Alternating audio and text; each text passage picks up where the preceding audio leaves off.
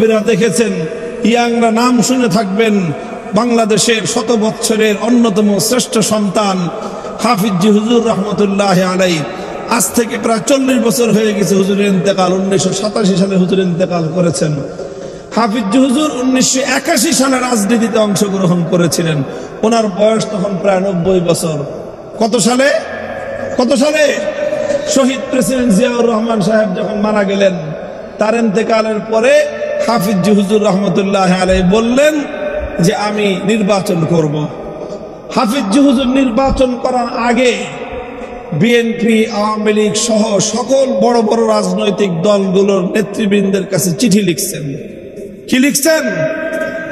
আরে বলেন, কি লিখছেন? চিঠি লিখছেন। চিঠিতে হুজুর লিখেছিলেন যে আপনারা বিশেষ করে তখন তো সব মহিলা বলছেন যে তোমরা আমাদের মায়ের মতো, আমার মেয়ের মতো তোমরা।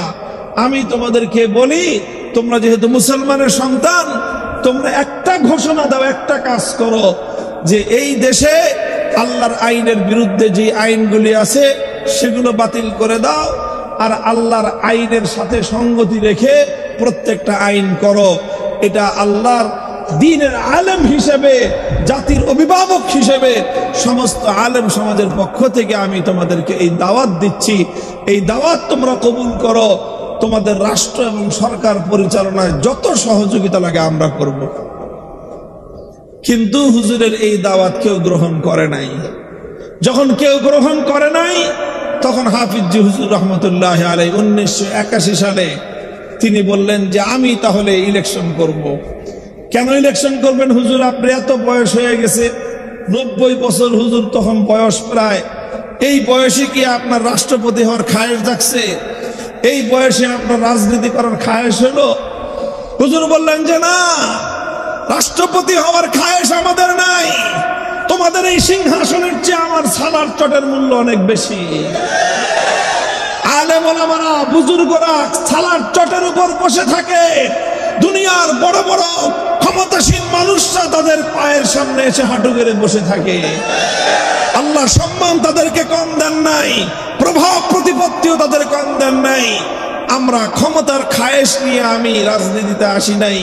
হাফিজ হুজুর বলতেন যে আমি রাজনীতিতে এসেছি শুধু একটা জিনিসের জন্য, কিয়ামতের দিন আমি আল্লাহর কাছে যেন জবাব দিতে পারি যে মুহাম্মদুল্লাহ তুমি কি করেছিলা।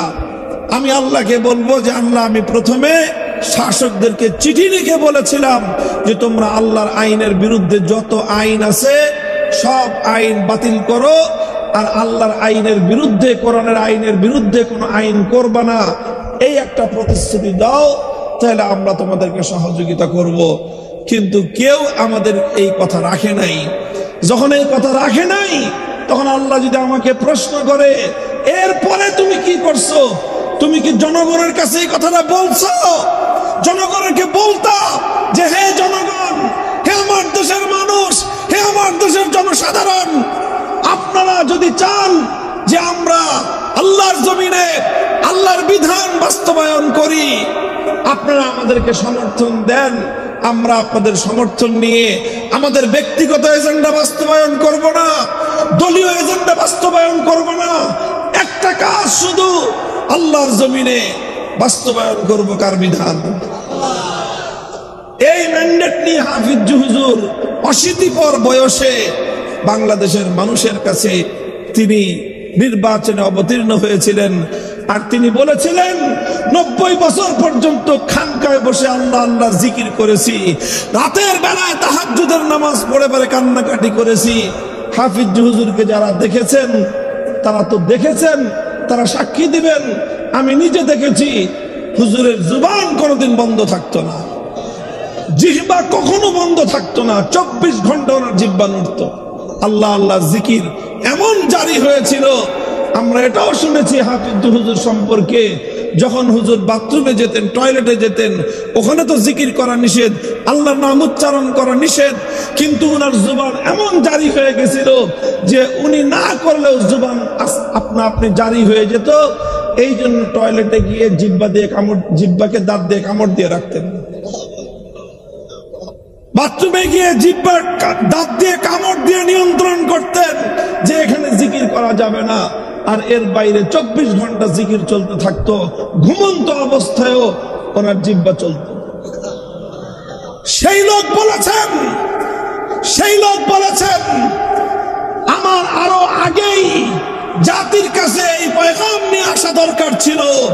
আমার জাতির কাছে বলা দরকার ছিল, হে জাতি, তোমরা আমাকে যদি সমর্থন দাও, আমি আমার এই দেশ থেকে, আমার এই জমিন থেকে আল্লাহর কোরআন এবং ইসলাম বিরোধী যত আইন আছে, যত বিধান আছে, সেগুলোকে পরিবর্তন করে দিয়ে আল্লাহর কোরআন এবং ইসলামী শরিয়া মোতাবেক সকল আইনগুলোকে আমি প্রবর্তন করব। তোমরা আমাকে সমর্থন দাও। এই পয়গাম আমার জাতির কাছে আরো আগেই নিয়ে আসা দরকার ছিল, আমি নিয়ে আসি নাই, এটা আমার ভুল হয়ে গেছে।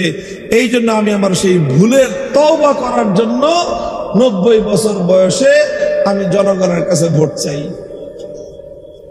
আমি বানায় কথা বলতেছি না, আমার চেয়ে বয়স্ক লোকেরা এখানে আছেন। হাফিজ হুজুরের রাজনীতির নামই ছিল তওবার রাজনীতি। কি নাম ছিল মনে আছে? হাফিজ হুজুর বলতেন, আমি তওবার রাজনীতি করতে নামছি। হুজুরকে জিজ্ঞাসা করা হলো, হুজুর তওবার রাজনীতি মানে কি? এতদিন তো শুনলাম মানুষ তওবা করে মরার সময়, এতদিন শুনলাম মানুষ তওবা করে গুনাহ করার পর, এতদিন শুনলাম মানুষ তওবা করে কবিরা গুনাহ করার পরে, আপনি এখন আবার কোন তওবা নিয়ে আসলেন?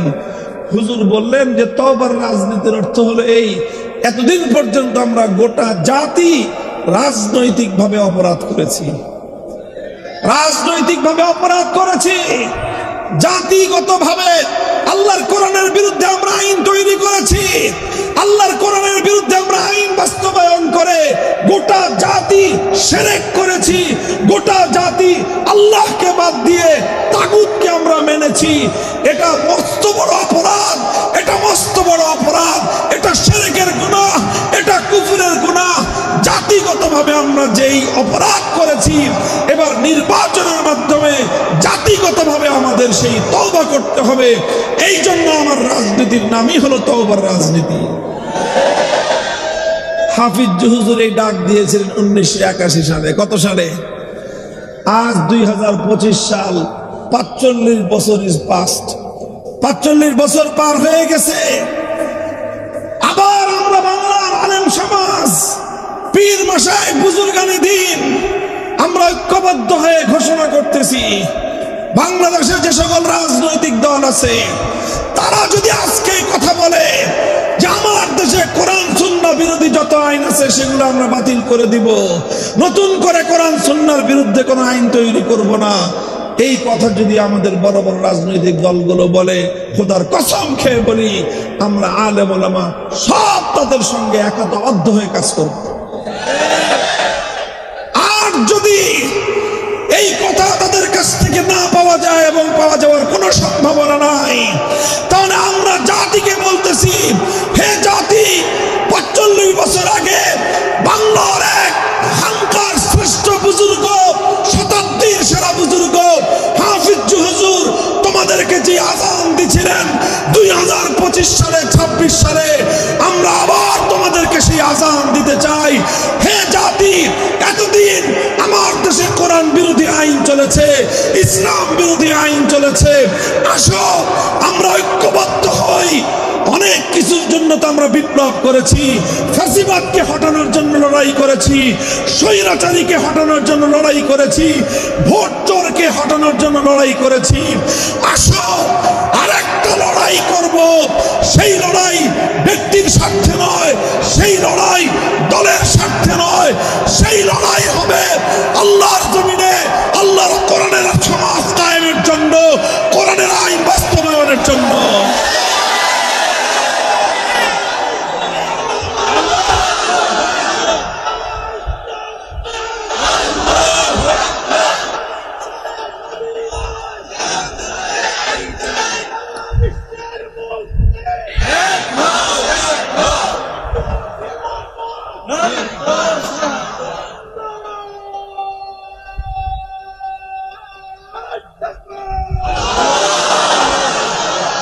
ألم تر إلى الذين يزعمون أنهم آمنوا بما أنزل إليك وما أنزل من قبلك يريدون أن يتحاكموا إلى الطاغوت وقد أمروا أن يكفروا به যদি ইমানদার হতে চাও এক আল্লাহকে যেরকম বিশ্বাস করতে হবে সমস্ত তাগুতকে অস্বীকার করতে হবে শুধু ইবাদতের মুর্দা তাগুতকে অস্বীকার করলে হবে না বিধান দেওয়ার ক্ষেত্রে জিন্দা তাগুতগুলোকে অস্বীকার করা লাগবে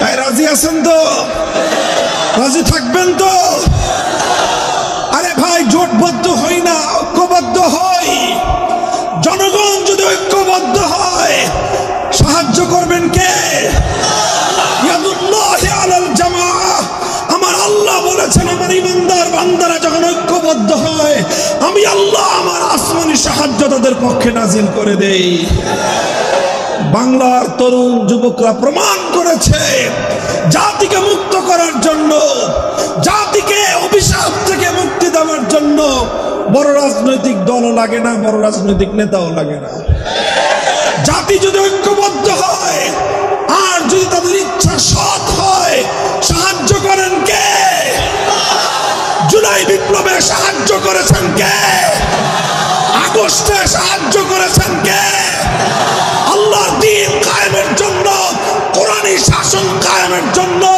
আল্লাহর জমিনে আল্লাহর আইন বাস্তবায়নের জন্য যদি আমরা সংঘবদ্ধ হই সাহায্য করবেন কে